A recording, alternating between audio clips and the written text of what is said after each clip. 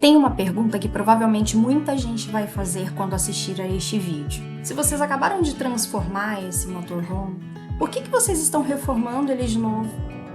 Porque foi justamente depois que começamos a viajar que descobrimos o que ainda faltava. E algumas dessas coisas podem fazer uma diferença enorme no que estamos planejando. Em dezembro, queremos sair de Brasília e chegar com ele até o Ushuaia. Bem-vindos ao canal Paixão sobre Rodas BR. E aí, pessoal? E estamos aqui para falar um pouquinho dessa segunda fase das obras no nosso ombro que começa hoje. Uns vídeos atrás, vocês podem acompanhar, a gente falava um pouco e mostrava ali os trabalhos que foram feitos a nível da tubulação. Então, não era algo que estava em nossas prioridades, realmente não estavam. Mas como vocês viram no episódio, talvez uns 2 episódios, né, nós tivemos a ruptura da tubulação, o que nos obrigou a rever todo o trabalho que seria feito, né? Foi na nossa primeira viagem de teste. E foi um excelente teste, porque afinal a gente conseguiu não ter uma surpresa onde os recursos seriam bem escassos, né? E colocar em risco. Olha só, o botijão de gás está molhado. Alguma tubulação estourou aqui forte. Ai, meu Deus. Então, a gente estava pensando em usar um determinado material, sugerido inclusive pelo pessoal da Up Motorhome, e assim, eles são top de linha, né? E o que eles recomendam realmente a gente merece muito a nossa atenção, né? Então eles tinham recomendado o uso de Tecalon e todo o projeto a gente fez pensando em usar Tecalon, mas quando nós chegamos lá na oficina do Gonzaga, o Gonzaga ficou até muito surpreso da resistência do material, das possibilidades de curva que o material oferece, mas como a experiência dele era muito pautada em tubulação PEX, ele recomendou o uso da tubulação PEX e todas as curvas PEX. Enfim, nós adotamos então a tubulação PEX. Então aqui logo em seguida, a Priscila vai mostrar a vocês ali a montagem dessa tubulação PEX, as curvas, as junções e a maneira com que você faz a inserção na tubulação e de uma forma única. Colocou, errou, tu perdeu aquilo, a não ser que você recorte e faça novamente. Mas aquele pedaço ali já está perdido, é irrecuperável. Daí a confiabilidade dessa tubulação, é realmente muito confiável. Aqui que você tem uma montada, só para o pessoal ter uma noção de como fica. Aqui é um exemplo de uma montagem, né? Na verdade ele teve que fazer um estreitamento, porque esse tubo ele é rígido, vocês veem a característica dele, né? E aí ele teve que introduzir o tubo aqui, ele faz um travamento de retorno e depois ele coloca um anel para prender o tubo, né? Então, realmente... Ferramenta apropriada. Essa é a ferramenta que você faz o travamento, né? Então tá aí, pessoal, tubo PEX, nova tubulação, tudo trocado novo, e realmente a gente olha aqui o cuidado, ficou bem organizado. E quando nós fizemos, né? Nós fizemos a parte hidráulica, nós reposicionamos a caixa d'água, como vocês viram, né? Para ganhar um maior espaço na garagem, né? Retiramos o botijão de gás que estava na entrada da garagem, passamos ele para dentro de uma tulha, inserimos um galão, um garrafão de 20 litros de água potável, não um galão, um garrafão, né? E também nós conseguimos alocar um acumulador de pressão que não estavam em nossos planos, mas foi muito interessante para evitar aquele ruído desgastante da bomba d'água sendo ligada. Sempre que você abre uma torneira, a bomba fatalmente ela era ligada, né? E esse acumulador ele consegue acumular cerca de 24 litros sob pressão, e esses 24 litros são os litros que vão sendo utilizados até que a pressão atinja um nível tal que rearme então a bomba d'água. Então isso ficou bem bacana ali, a tulha. Então a tulha, como vocês podem ver aqui na imagem, ela ficou o botijão de gás, que nós estamos fazendo as amarras dele agora, ficou o galão de água e mais à frente ficou então o acumulador de pressão e mais o equipamento do aquecedor de passagem, bomba d'água, que ficou com acesso bem interessante, tanto do lado da tulha como pelo lado interno da garagem, né? Então achei que ficou bem legal. O revestimento, como vocês podem ver, é todo em alumínio, tanto da parte inferior como a parte superior e a parte de fundo. E ficou assim um trabalho que me agradou bastante, né? Segundo o Gonzaga, não é Santo Inácio, mas é um São Gonzaga. E a gente não está começando essa segunda etapa do projeto porque deu alguma coisa errada na primeira etapa, que inclusive no próximo episódio, no vídeo 22, a gente vai estar mostrando tudo o que foi feito e os valores que gastamos nessa primeira etapa, trocando toda a hidráulica do ombro. Então a gente está começando essa segunda etapa hoje porque a gente tem um objetivo muito específico no final do ano, né? Que vai ser muito importante que a gente reveja realmente a confiabilidade do ombro para a gente pegar a estrada e mergulhar realmente na estrada, porque literalmente a gente vai morar na estrada durante 30 dias, né? Em torno de 30 dias. E já tem data de saída, nós já sabemos que será em dezembro, a gente deve estar iniciando, então, a nossa expedição para o Ushuaia. Para o Ushuaia. E assim, gente, a gente já mostrou a vocês ali quais são os pontos de parada, e a gente tem planejado... Mas vamos mostrar novamente. Não, sim. Vamos recapitular. É importante que sim, mas ali a gente desce de Brasília, para em Maringá, segue de Maringá a Foz do Iguaçu, entra por Foz do Iguaçu, tem uma parada intermediária, que eu não me recordo o nome da cidade, e na sequência a gente vai até Mendoza, onde a gente deve chegar em torno do dia 23.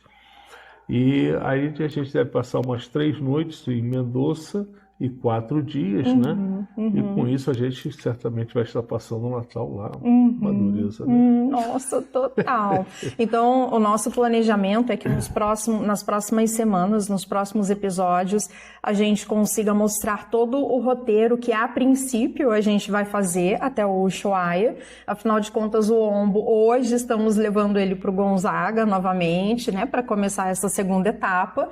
Então, a gente quer mergulhar agora nesses próximos meses em tudo que a gente vai precisar de planejamento para a gente realmente, efetivamente estar tornando essa viagem viável. E por isso a gente vai estar precisando sim da contribuição de vocês, uma vez que a gente vai estar com tudo em dia, com o Ombo, mas obviamente tem pessoas experientes que podem dar de repente algumas sugestões para a gente, que vão ser muito bem-vindas e muito importantes. Por exemplo, como vocês viram, nós passamos a caixa d'água para a parte inferior do carro, onde ficaria alojado então o estepe do carro. O estepe do carro foi para a porta, para a gente não ocupar espaço na garagem, né? E o que acontece?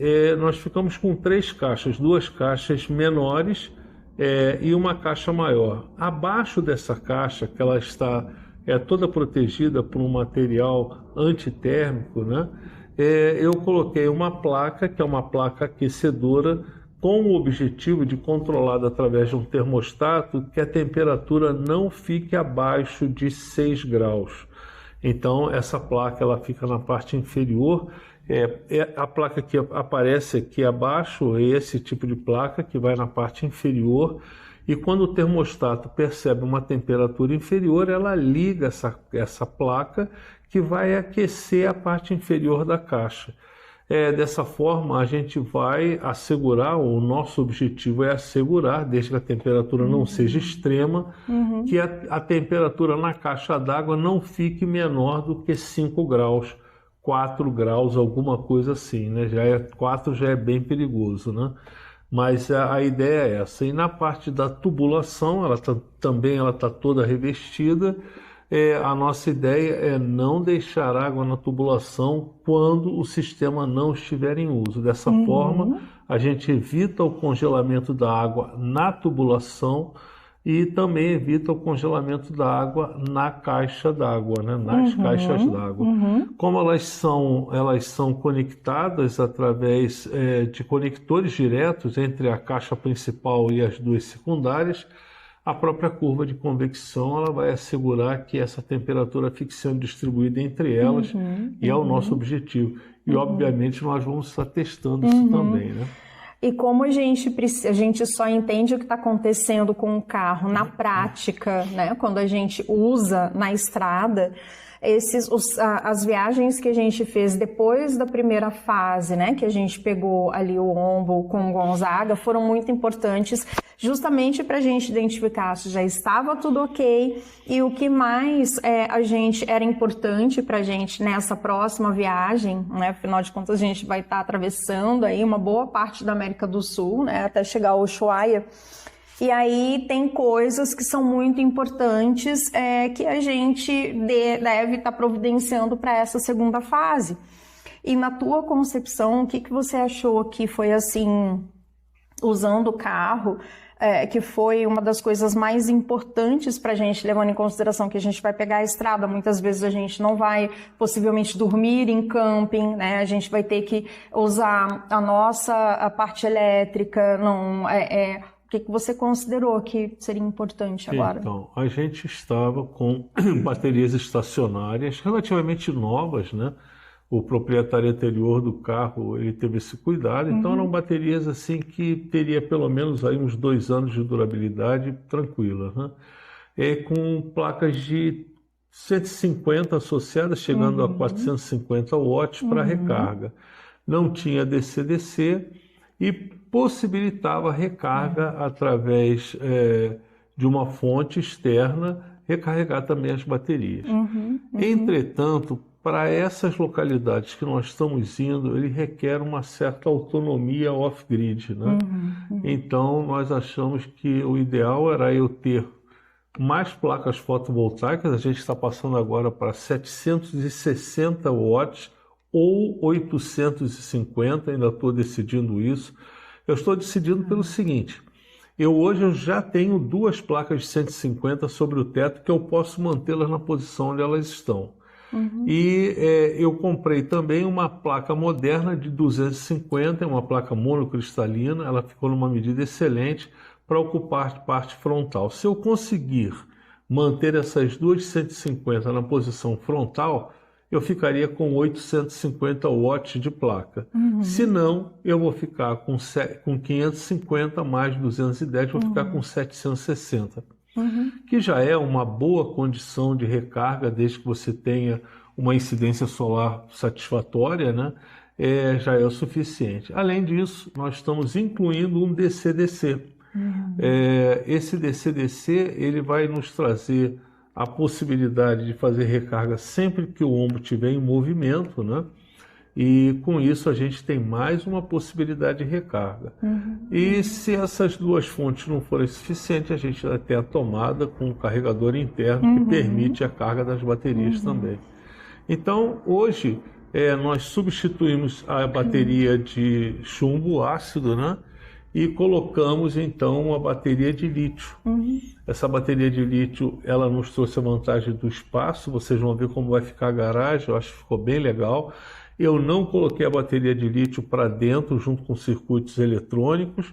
Eu mantive ela do lado de fora, até por conta do espaço, e coloquei uma proteção contra impacto, né?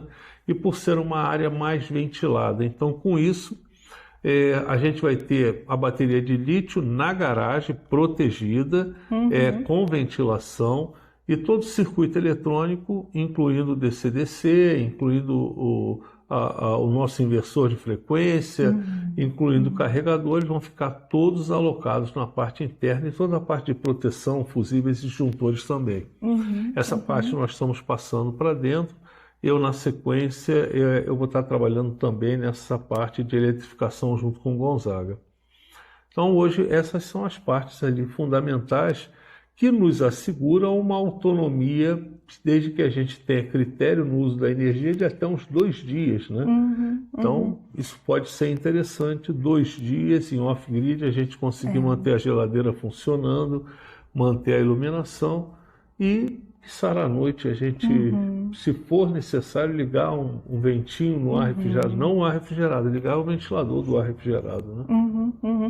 Então, tudo que a gente está fazendo nessa segunda etapa tem a ver com autonomia, com conforto, com confiabilidade também, né? A questão da parte elétrica, que vai estar tendo toda essa mudança de local. A gente, nos vídeos ali que a gente teve a inundação, né, do motorhome, a gente mostrou bastante isso, né? Você em especial, até porque você é da área e tem toda essa preocupação, né, com essa parte elétrica. Isso é verdade. Eu, como engenheiro, eu sou engenheiro eletricista eletrônico, né?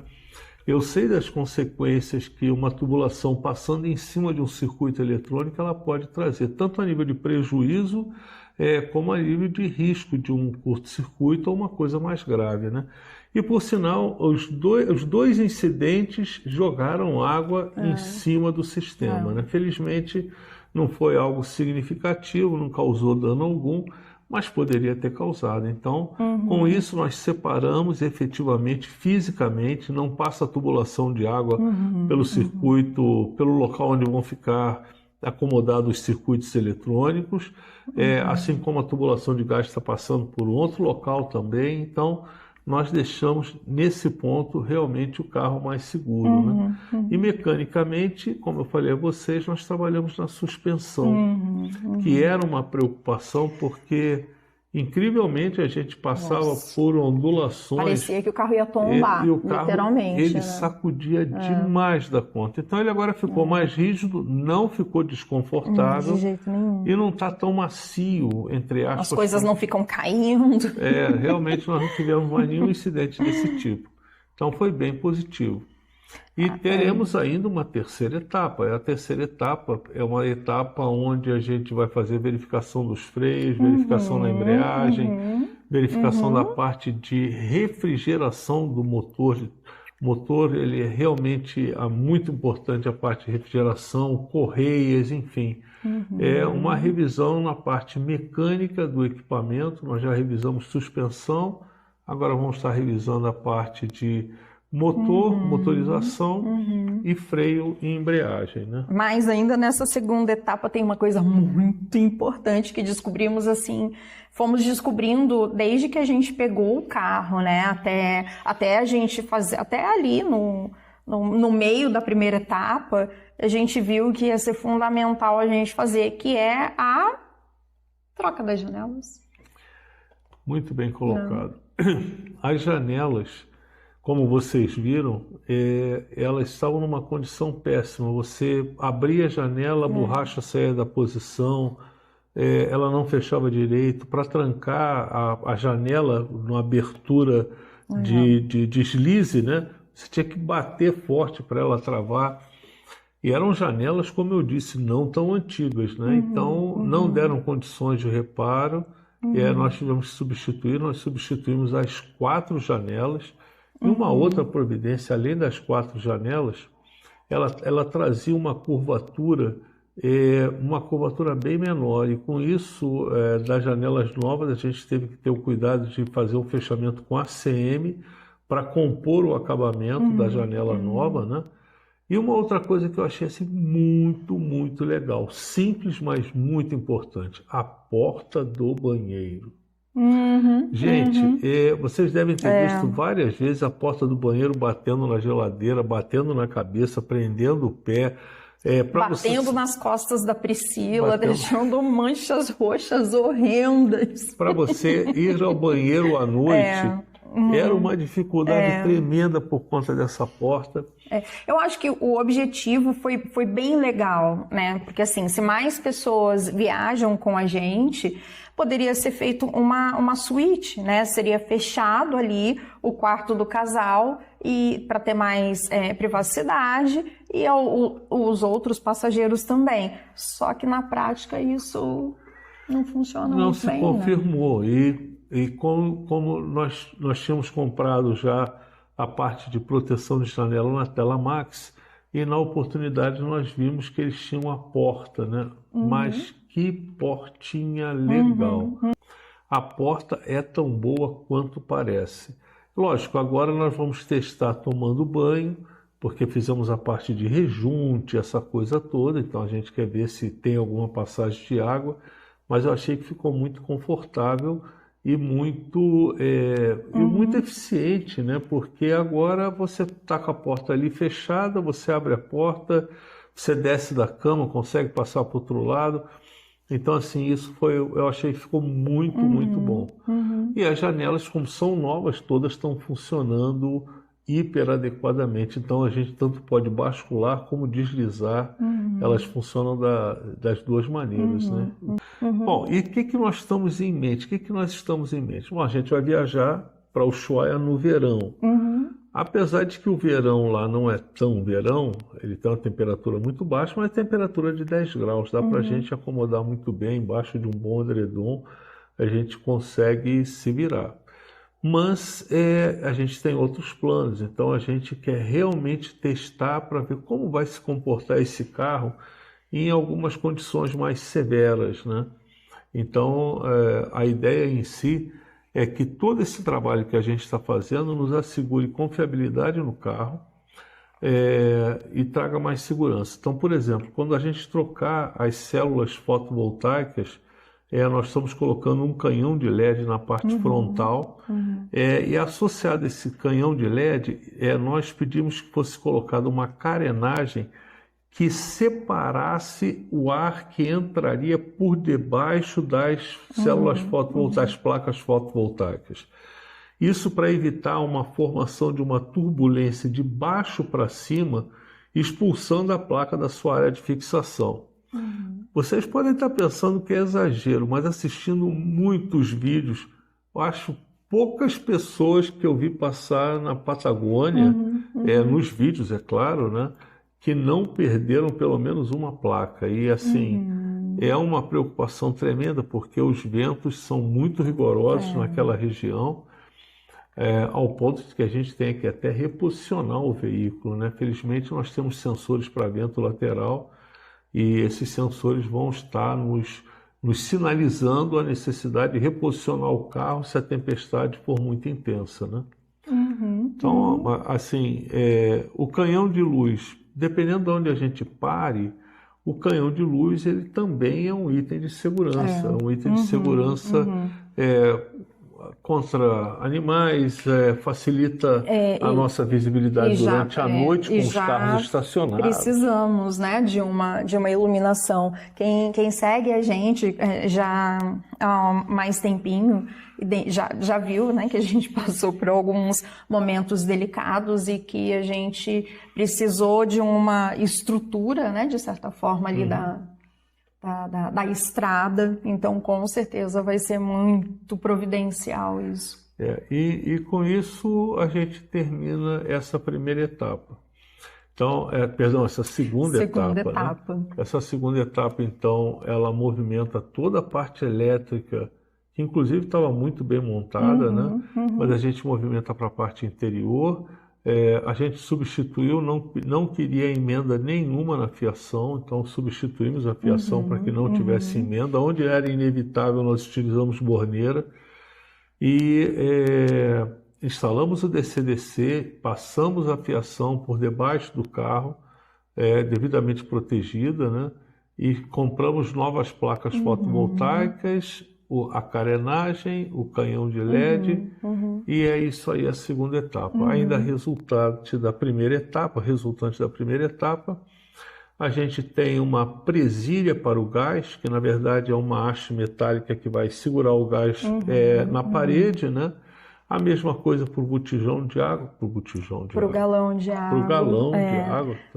E o que, ou seja, a gente... garrafão de água, porque o galão são 3,5 litros. Não, e uma coisa interessante é que esses testes que a gente está fazendo são tão importantes que na viagem teste a gente identificou que a gente precisaria realmente prender, né, o galão de água, porque da pior maneira. Ele simplesmente rachou, perdemos a água toda, a água potável. Entretanto, a gente nem se deu conta. Eu fui tirar o galão para comprar, achei que tinha vazado na pia, tinha acontecido alguma outra coisa, nada. Ele rachou mesmo e a água desceu toda. Por conta do movimento, né? Exato, deve ter batido para lá e para cá e acabou acontecendo isso. E aí com isso a gente vai ficar com um espaço muito bom na garagem. Esse espaço é muito importante para levar bagagem, para levar agasalho, guarda de mantimentos que não tenham uso recorrente, né? Vai dar para fazer uma boa organização, até porque com essa mudança, né, da estrutura elétrica para a parte de cima do carro, a gente vai perder 2 gavetas, né? E estratégicas, né? Muito estratégicas. Então, por um lado a gente perde, mas a gente vai ter um belo de um ganho ali na nossa garagem, que vai trazer um bom conforto para a gente também. Um trabalho que não se vê é a fixação da geladeira. Para quem olha não enxerga nada, mas para a gente a geladeira já chegou a andar, pessoal, e assim a gente Perigo teve total, que segurar a geladeira, garantir a fixação dela, né?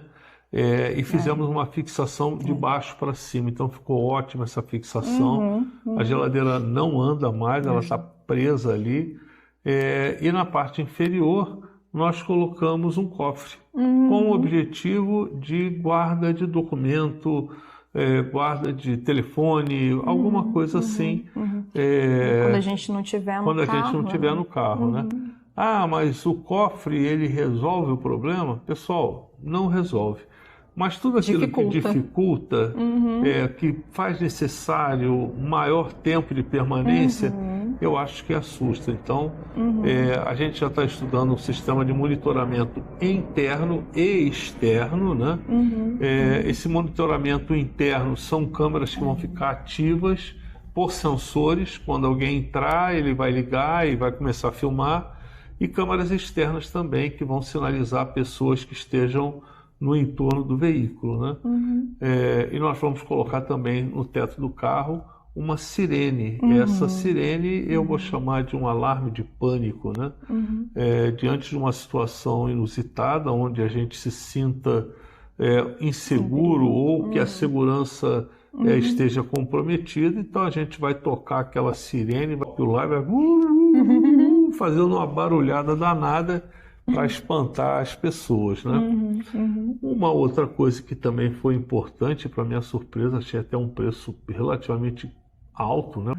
Então, vocês vão ver ali na apresentação dos preços, a proteção com o ímã da parte frontal do para-brisa e das janelas gera uma privacidade importante, né? E realmente eu acho que fica muito bom, mas aquilo é caro, pessoal, você não tem ideia. Mas ela faz um isolamento térmico e faz um isolamento de luz, né? Então ali fica o carro bem escurinho, bem gostoso, e eu acho que essas etapas elas se complementam e elas tiveram ali uma importância bem legal. Coisas que a gente foi vendo que seria realmente preciso, né, necessário, viajando. Essa última viagem, por exemplo, nós escancaramos no chuveiro. É lógico, a gente tinha facilidade de água, a gente sabia que a gente tinha bastante água, mas a gente queria ver como é que ficaria a parte do reservatório da água cinza recebendo essa água toda, né? Então não tivemos vazamento, não tivemos perda de água, o descarte de água foi feito de forma responsável e segura, né?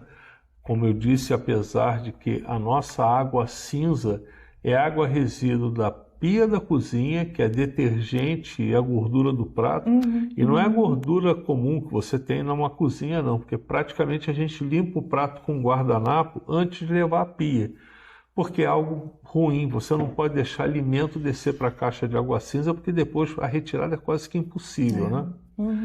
E acaba gerando odor, fica uma coisa ruim.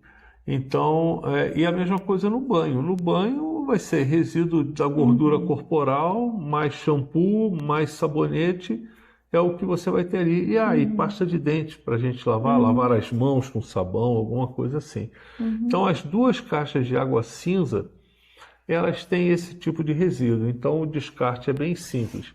Já o nosso porta-pote, nosso porta-pote tem capacidade para 20 litros, né? E o descarte também é feito de uma forma coerente, que é feito direto no vaso sanitário de uma instalação qualquer, um posto de gasolina, algum lugar que nos permita entrar para um banheiro e fazer o descarte desse material. Levando em conta que existe uma solução que dilui tudo e fica literalmente, não gera cheiro, enfim. Eu acho o perfume até um pouco enjoativo, né? É um perfume um pouco enjoativo, mas mata aquele cheiro que é muito mais enjoativo, né? E aí a gente consegue descartar de uma forma correta, né? Bem-vindos a mais um vídeo do Paixão sobre Rodas BR. E hoje começa a segunda etapa. Estamos indo no Gonzaga deixar todo o material providenciado para a gente começar a segunda etapa de transformação do motorhome, porque afinal de contas, Alasca, ó. Alasca não. Ushuaia. Ushuaia tá chegando. Alasca é uma próxima etapa. Bem, pessoal, não está tudo aqui, tá? Por exemplo, as placas fotovoltaicas 430 não estão aqui. Entretanto, a bateria de lítio já está aqui, as janelas, canhão de LED, a tela mosquiteiro blackout. Aqui é uma coisa que eu acho bem legal a gente falar, é que nós compramos novas janelas e o acondicionamento eu achei uma coisa fantástica. Lógico, eu nunca vi, né, com as outras empresas, mas muito organizado, assim, vem dentro de uma estrutura para não danificar o transporte realmente. RS então, Med. Muito show. O cuidado começa não só no produto, mas na sua embalagem.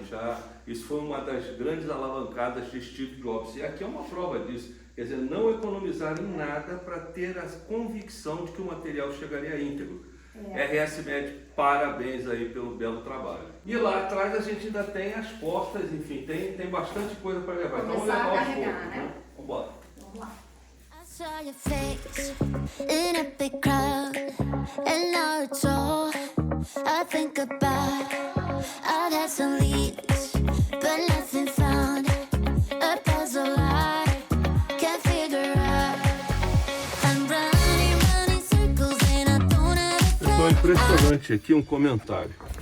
Ali eu tenho duas baterias chumbo ácido 200 amperes.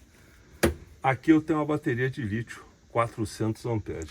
Então, só pelo volume, sem questionamento, fora o rendimento dela. Mas vamos adiante, vamos ver onde chegamos.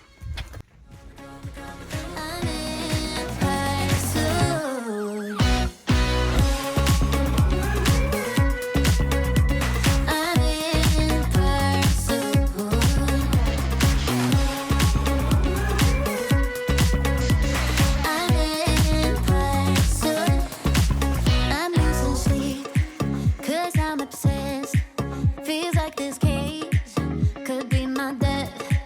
I need a hint, I need a clue, 'cause all I have is you. I'm running circles and I don't have a plan. I've got a mess, I'm stuck with an impossible task.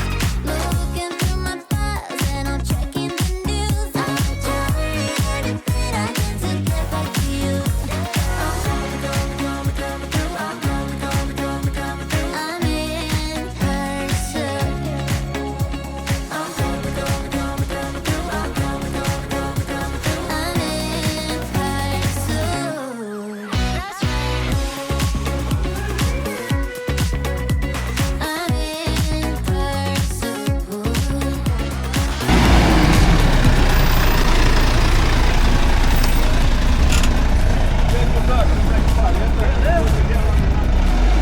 Então, essas serão todas as transformações que a gente vai fazer agora nessa segunda etapa. Lógico que, pegando o carro assim que ele estiver pronto, a gente vai ter que fazer algumas viagens de teste, né, para a gente identificar se está tudo ok e o que mais, de repente, pode ter necessidade de alteração, enfim, da gente mexer. E sempre compartilhando absolutamente tudo, até mesmo para a gente receber sugestões também, né? É muito importante, nós tivemos algumas dicas assim fundamentais que mudaram o projeto, mas mudaram sempre para melhor. Então, pessoal, não poupem, vão lá, façam seus comentários. Comentem, isso é muito importante para a gente. Ajuda demais. E a gente estava vendo, por exemplo, que nessa parte de camping, um viajante nos sugeriu que a gente estava em dúvida o que a gente ia colocar no chão. E para mim era uma banalidade, eu colocar uma lona no chão, você vê a ignorância, né? E aí ele comentou, não, quando você vem molhado, se você estiver na praia, se chover, aconteça o que acontecer do lado externo, esses tapetes ecológicos, eles são todos perfurados, né? Então a água desce, pessoal, fica uma limpeza joia. Então você está no campo, abre aquilo, prende no chão com os fixadores corretos, né? E ali você bota a sua mesinha, arma a sua cadeira, fica um ambiente top. Agora botamos mais uma lixeirinha para o lado de fora, né? E aí agora a gente tem a lixeira externa, o local da mesa, a cadeira, assim, está ficando muito confortável. Agora falta o cortinado, né? Porque uma das coisas que nós descobrimos na dor quando a gente abre a porta lateral do carro e a gente está no campo, principalmente no final da tarde, mas pessoal, a quantidade de mosquito, pernilongo, gafanhoto que entra tudo por ali. E aí nós vimos uma solução bem interessante num site, sugerido também por um seguidor, e obrigado aí, você me perdoa, não me recordo o nome, mas muito obrigado pela sugestão, encontrei e achei ótima. Ela literalmente fecha no entorno da abertura da porta lateral, e no meio ela tem um fecheclé ou batimentos em ímã, né? Então nós já estamos vendo isso também para essa expedição mais adiante, né? Porque eu acho que vai ser muito providencial. Apesar de que o valor é importante, saiu em torno de R$300, a gente vai colocar ali na etapa correspondente, a gente coloca para vocês. Mas a gente vai fazendo a etapa 1, etapa 2, etapa 3, depois a gente coloca o preço de cada etapa e depois junta a etapa final para vocês saberem. Bom, a preparação desse carro saiu por quanto, né? Mas uma das coisas que nos animou na compra desse carro foi que ele estaria pronto para a gente começar a sair. E realmente estava, né? A pia funciona legal, o fogão, o forno, mas assim, tem ali algumas limitações e alguns cuidados que foram necessários. E o que a gente fez foi trazer melhoria e aumento de segurança. Mas o carro já estava utilizável, né? Ficou bacana. Sim, né? sim. Fizemos algumas viagens, inclusive longas com ele, né? Mas é isso. Estamos aqui agora, vamos começar o trabalho novamente. Então aproveitem para curtir, comentar, compartilhar. Ativa o sininho, pessoal, que quando chega um vídeo novo, você já recebe um aviso. Olha, tem vídeo novo aí de Paixão sobre Rodas. Com isso você vai estar colaborando muito conosco também. E se você chegou agora, é um ótimo momento para você começar a acompanhar o canal. E vale uma pergunta aqui final. Se fosse você que estivesse reformando o teu motorhome para uma viagem dessas até o Ushuaia, o que você acha que seria importante fazer de mudança, de alteração no teu motorhome? Você acha que todas essas mudanças que a gente está fazendo, elas são realmente importantes? Deixa a sua sugestão. E no próximo vídeo, a gente vai abrir toda a planilha de gastos que tivemos na primeira etapa da reforma até aqui. Aliás, na primeira etapa da reforma, né? Então é isso, pessoal. Muito obrigado por acompanhar a gente. Não esqueça de ativar o sininho. E até o próximo vídeo. Isso aí.